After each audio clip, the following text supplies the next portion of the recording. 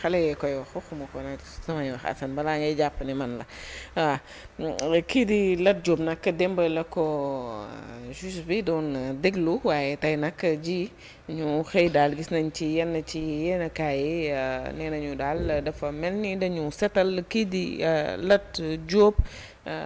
koo ci gis ku nekk rek la muy bind bokk na ci mooy que ne deful dara waaw te wax nañ itam lépp lu mu def rek ci ab poste bu mu nekkoon wala fu mu doon liggéeyee daanaka rek amul benn jalti wala lëj-lëj bu nga xam ne nemmeeku nañ ko ci ab satisfaction bu mag a mag rek la ñuy ci gis Baye Assane Mesere journal yi tey ba ñu xëyee daal dafa mel ni dañu def campagne daal pour setal ki nga xamante ni nii moom la Lat Diop jàkkaarloo beeg juge beeg te en plus ay avocat am ñu ngi demandé ngir rek ñu may ko liberté provisoire ban jàngat nga def ci mbir yi la. waaw xanaa sant yàlla rek journal yi moom mënuñoo setal kenn fii yoon moo fi setal Lat Diop dafa am ku ko tuumaal taw dem bitim réew ñu woo Lat Diop téye ko ci kaso bi dem di xool lu mu def ak di ko lijjanti bërki démb rek boo dee xool ci internet bi ñu ngi wane vidéo président Bassirou Diomaye Faye muy naqarlu loolu mu ñëw mu ni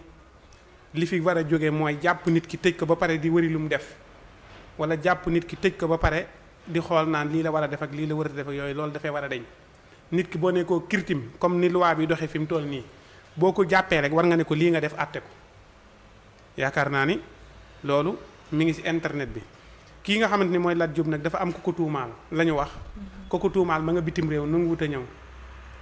bi ko siis bi wooyee démb laaj na ko lépp lu mu ko laaj nee nañu Lat Diop tontu na ca. ngeen defut dara de la wax. nañ wax lañ ko laaj tontu na ca. mais li juge bi wax nag waxuñu ko de journaux yi. maa ngi ñëw de nag maa laaj ma lay wax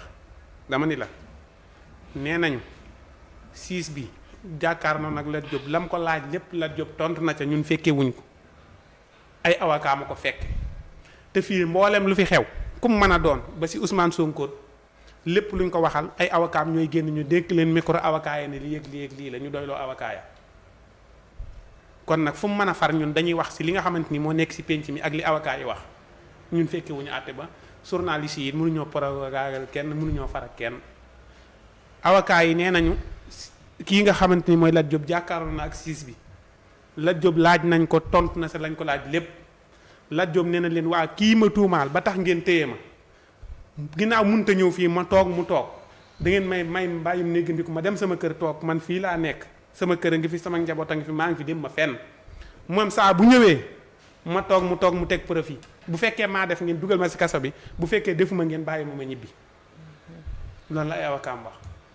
te nee nañu lam laaj lépp tontu nañ ko ci loolu lañ mën a jàpp mënuñoo jàpp ci leneen journaliste yi it ci ay awakaam lañ sukkandiku ba bind ñoom ñëpp kon nag ñi ngi ñaan ñii nga xamante ni ñoo ko téye bu dee loolu lañ ko téyee muy dafa am ku ko tuumaal nekk bitim réew te li ñu laaj Lat Diop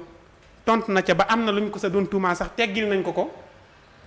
nee na am na loo xam ne bokkoon na ci tuuma yi teggi nañ loola bi ñu ko digloo kon ñi ngi ñaan ñu bàyyi ko bàyyim néggandiku mu dem toog këram wala mu nekk ci ay mbokkam saa bu ñu ko soxlaa ñu woowaat ko continuer seen enquête mais mënoo jàpp nit ki tëj ko ci mais liberté provisoire bi njëkkoon nañ ko fi wax te mayuñu ko. non non booba ay wax dafa ndànk rek booba déggoo woon booba diglooguñ ko woon ñu ngi koy doog a diglu nit ki mënuñu koo jàpp mënuñu ko arrêté dugal ko ci kaso bi ñu ne bàyyi nañ ko bàyyim néggandiku te siis bi digluwu ko mënta ne il faut siis bi diglu ko doog ko mën a bàyyim néggandiku comme que nag siis bi diglu na ko dugal nañ seen bàyyim néggandiku mën naa am fii ak suba dinañ ko bàyyi mu dem ñibbi këram bu ñibbee këram nag ñu continuer seen i enquête bu ñu demee ba am ci lu leer te waa ji mënta ñëw ñu doog ko àtte ne ko waa ji kat mënta ñëw waaye li mu wax doy nañu ci kaso bi nga jëm wala ñu ne ko waa ji kat ñëwut waaye li mu wax kat gis nañ ne tëq woo ci laale woo ci seetal nañ la wecci demal nga toog sa kër loolu la nga mën a am mais ñun moom amuñu ci problème ak mu taq dem ci kaso beeg mu set dem ci kaso bi ñun amuñu ci problème li ñu am problème daal mooy lépp loo xamante ni teg nañ ko ci réew mi ñu koy doxal na doon lu jub na doon lu leer comme ni nga xamante ni noonu lañ ko tàmbalee joxal hélas jërëjëf